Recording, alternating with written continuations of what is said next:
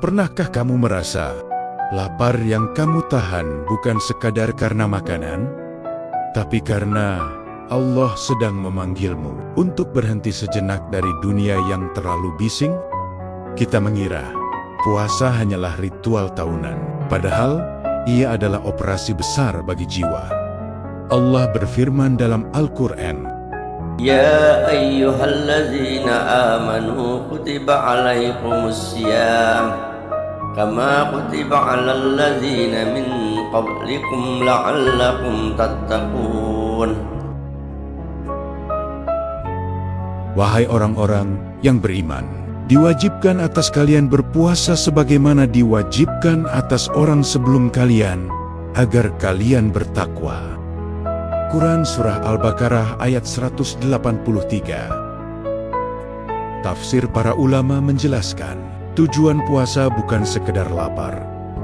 Imam Ibnu Katsir menjelaskan, puasa melemahkan syahwat, membersihkan jiwa, dan membuka jalan menuju ketakwaan. Artinya, puasa adalah cara Allah menenangkan badai dalam diri kita. Imam Al-Ghazali dalam Ihya Ulumuddin membagi puasa menjadi 3 tingkatan. Puasa orang awam hanya menahan makan dan minum. Puasa orang khusus menjaga lisan dan anggota badan. Dan puasa orang yang paling dekat dengan Allah adalah puasa hati dari selain Allah. Jadi, ketika kamu lapar, ketika tenggorokanmu kering, sebenarnya Allah sedang berkata, Aku ingin hatimu lebih kuat dari nafsumu. Puasa bukan tentang menahan perut, tapi tentang mengajari hati untuk tidak selalu menuruti keinginan. Dan mungkin inilah cara Allah menyelamatkan kita tanpa kita sadari. Pernahkah kamu terbangun sebelum fajar dalam keadaan setengah sadar, lalu duduk menatap makanan di depanmu, dan tiba-tiba merasa ada yang berbeda? Sunyi itu terasa lebih berat, nafas terasa lebih pelan. Seakan-akan Allah sedang sangat dekat. Kita selalu sibuk di siang hari, dikejar target, dikejar uang, dikejar pengakuan. Tapi di waktu sahur tidak ada yang mengejar kita, kecuali panggilan dari langit. Ya ayyuhalladzina amanu kutiba alaikumusiyam. Wahai orang-orang beriman, diwajibkan atas kalian berpuasa. Diwajibkan, bukan karena Allah butuh laparmu, tapi karena hatimu sudah terlalu kenyang oleh dunia. Kita jarang menangis karena dosa, tapi kita sering menangis karena kehilangan dunia. Kita jarang takut pada akhirat, tapi sangat takut kehilangan manusia. Maka, Allah dengan kasih sayangnya mengambil makanmu sejenak, mengambil minummu sejenak, agar kamu sadar betapa lemahnya dirimu. Imam Ibnu Qayyim pernah menjelaskan, nafsu adalah api dalam diri manusia, dan puasa adalah air yang memadamkannya. Tanpa puasa, nafsu akan memimpin. Dengan puasa, hati yang memimpin. Mungkin selama ini kita merasa kuat, merasa bisa mengendalikan diri, tapi seteguk air saja. Jika tak ada izin Allah, kita tak mampu menahannya. Puasa adalah pengakuan bahwa kita bukan siapa-siapa, bahwa tanpa Allah kita rapuh. Dan bisa jadi lapar yang kamu tahan hari ini adalah cara Allah menghapus dosa yang bahkan kamu sudah lupa melakukannya. Jadi, ketika kamu merasa lemah hari ini, jangan marah pada laparmu, karena mungkin itu adalah pelukan Allah yang paling sunyi, yang sedang berkata, kembalilah. Kembalilah. Kita sering berkata, aku sedang puasa. Tapi apakah benar hati kita ikut berpuasa? Kita menahan nasi dan air, tapi tidak menahan amarah. Kita menghindari makan, tapi masih menikmati ghibah. Kita menahan haus, tapi tidak menahan pandangan dari yang Allah haramkan. Rasulullah Shallallahu Alaihi Wasallam memperingatkan dengan kalimat yang sangat mengguncang.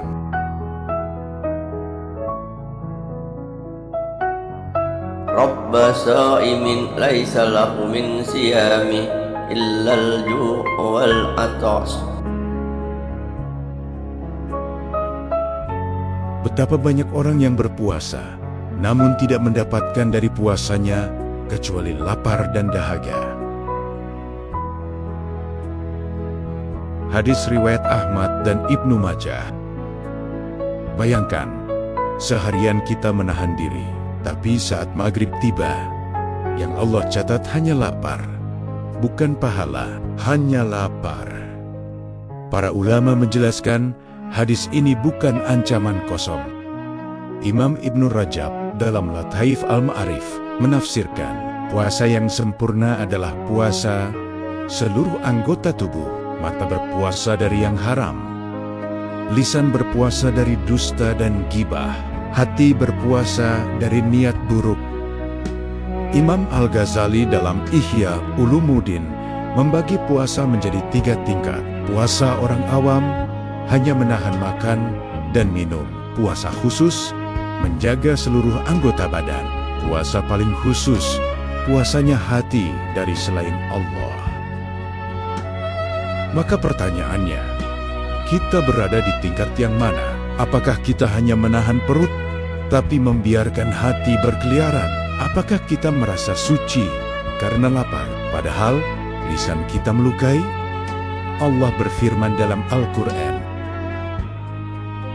Ya ayyuhalladzina amanu kutiba alaikumusiyam.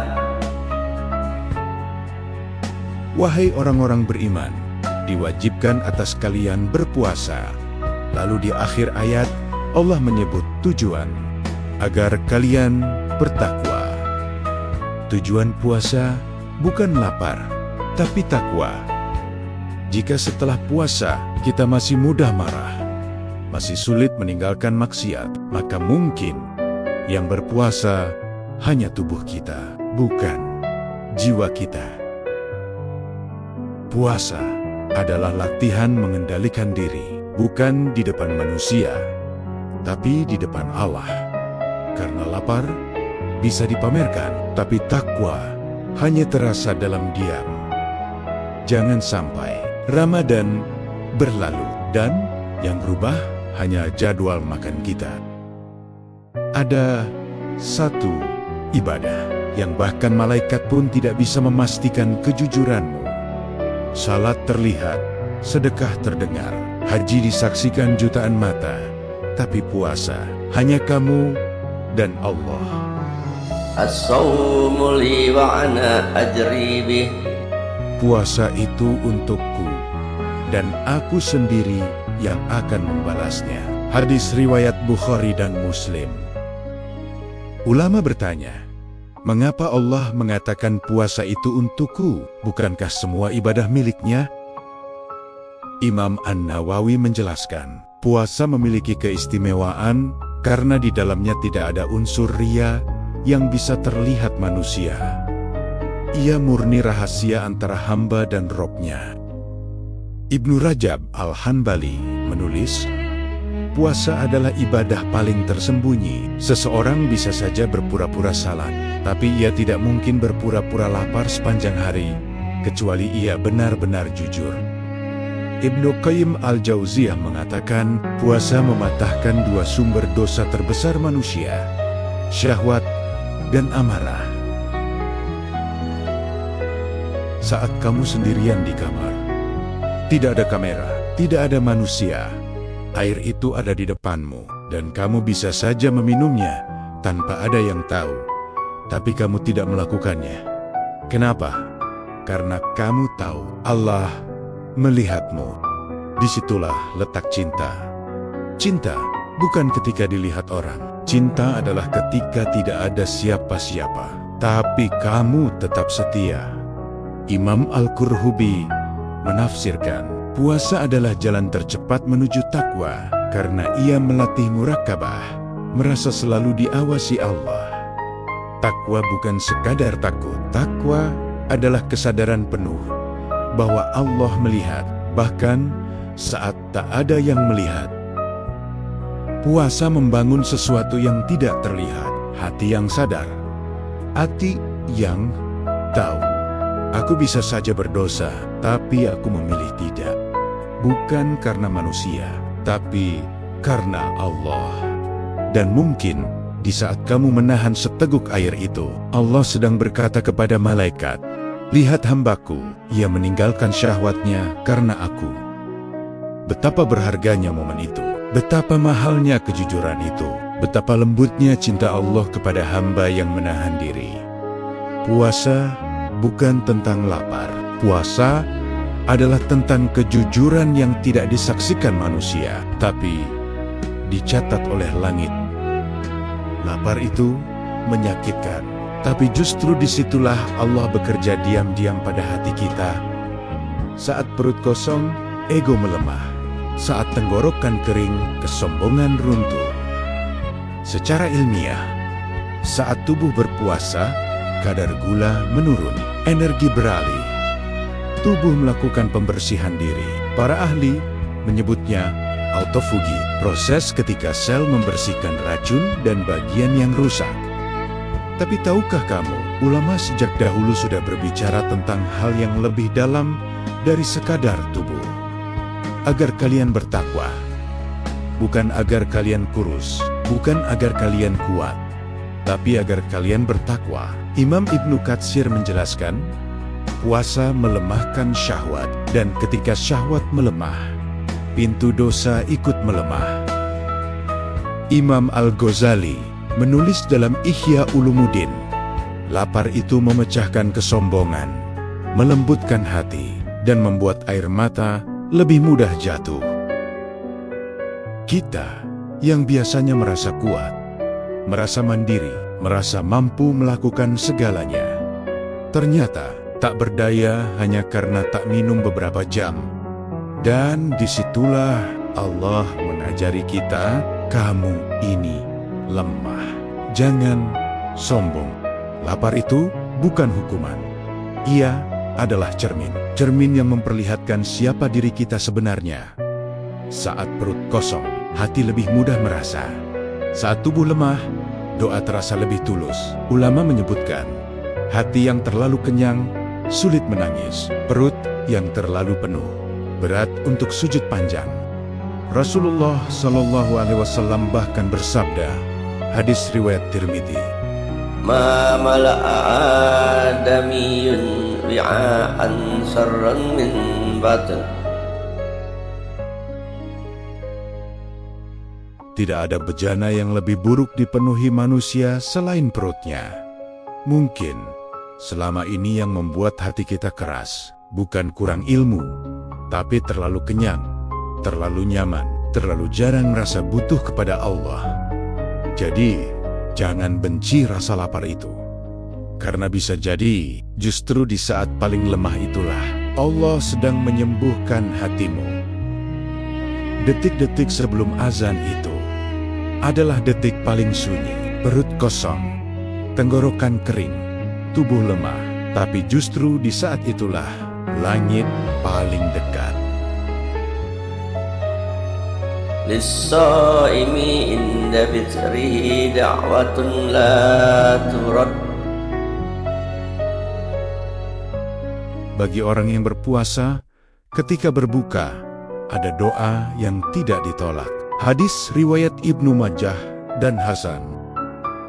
Ulama menjelaskan, kenapa justru saat berbuka? Karena saat itu, jiwa sedang berada di puncak kehinaan dan kebutuhan.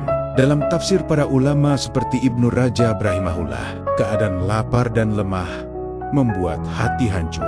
Dan hati yang hancur di hadapan Allah adalah hati yang paling cepat diangkat doanya. Seharian kamu menahan diri. Tak ada yang melihat, kamu bisa saja minum, tapi kamu tidak melakukannya. Dan Allah melihat itu. Allah tahu hausmu. Allah tahu lelahmu. Maka ketika kamu mengangkat tangan, itu bukan sekadar doa. Itu adalah pengakuan, ya Allah, aku lemah. Tapi berapa kali kita berbuka? Langsung sibuk dengan makanan, lupa berdoa. Padahal mungkin itu satu-satunya waktu hari ini di mana doamu tidak ditolak. Bisa jadi ada dosa yang Allah hapus tepat sebelum tegukan pertama itu. Bisa jadi ada doa yang mengubah takdirmu tepat sebelum kurma menyentuh bibirmu. Jangan biarkan momen itu lewat hanya karena lapar. Allahumma laka sumtu wa bika amantu wa alaika tawakkaltu wa ala rizqika aftartu. Ya Allah, karenamu aku berpuasa, kepadamu aku beriman, kepadamu aku bertawakal, dan dengan rezekimu aku berbuka. Saat azan itu terdengar, jangan hanya minum, menanhis, karena mungkin ini berbuka terakhirmu. Puasa bukan sekadar menahan lapar, ia adalah perjalanan pulang kepada Allah. Allah berfirman dalam Al-Quran, Surah Al-Baqarah ayat 183. Ya ayyuhalladzina amanu kutiba alaikumus siyam kama kutiba alal ladzina min qablikum la'allakum tattaqun. Wahai orang-orang yang beriman, diwajibkan atas kalian berpuasa sebagaimana diwajibkan atas orang-orang sebelum kalian, agar kalian bertakwa. Para ulama menjelaskan, tujuan puasa bukan lapar, tapi takwa. Imam Ibnu Katsir menafsirkan ayat ini, puasa melemahkan syahwat, membersihkan jiwa, dan mempersempit jalan setan dalam diri manusia. Lalu kita bertanya pada diri sendiri, puasa kita ada di tingkatan mana? Apakah hanya tubuh yang lapar, sementara hati masih kenyang oleh dunia? Apakah kita benar-benar berpuasa, atau hanya mengganti jam makan? Setiap hari, kita menahan diri dari yang halal, agar kita belajar meninggalkan yang haram. Setiap rasa haus adalah pesan dari langit. Kamu lemah, jangan sombong. Setiap rasa lapar adalah pelukan Allah yang tak terlihat, yang sedang membersihkan dosa-dosamu satu persatu. Rasulullah bersabda, Man shoma ramadana imanan wa ihtisaban ghufira lahu ma taqaddama min dzambihi. barang siapa berpuasa Ramadan karena iman dan mengharap pahala, diampuni dosa-dosanya yang telah lalu. Hadis riwayat Bukhari dan Muslim. Diampuni dosa yang kita sembunyikan, dosa yang tak pernah kita ceritakan pada siapapun, dosa yang membuat kita malu. Jika orang tahu, Allah bersedia menghapusnya hanya karena kita menahan lapar. Puasa adalah perjalanan pulang, tapi tidak semua yang berjalan sampai sebagian hanya melewati Ramadan tanpa benar-benar kembali. Dan mungkin ini Ramadan terakhir kita. Mungkin ini kesempatan terakhir. Allah memanggil kita dengan lembut sebelum memanggil kita dengan cara yang lain. Jangan sia-siakan lapar ini, karena bisa jadi di hari ketika tak ada lagi kesempatan, kita akan merindukan satu hari saja untuk berpuasa. Jika ini mungkin Ramadan terakhir kita, maka biarkan video ini menjadi amal jariahmu. Satu share bisa jadi satu pahala yang terus mengalir.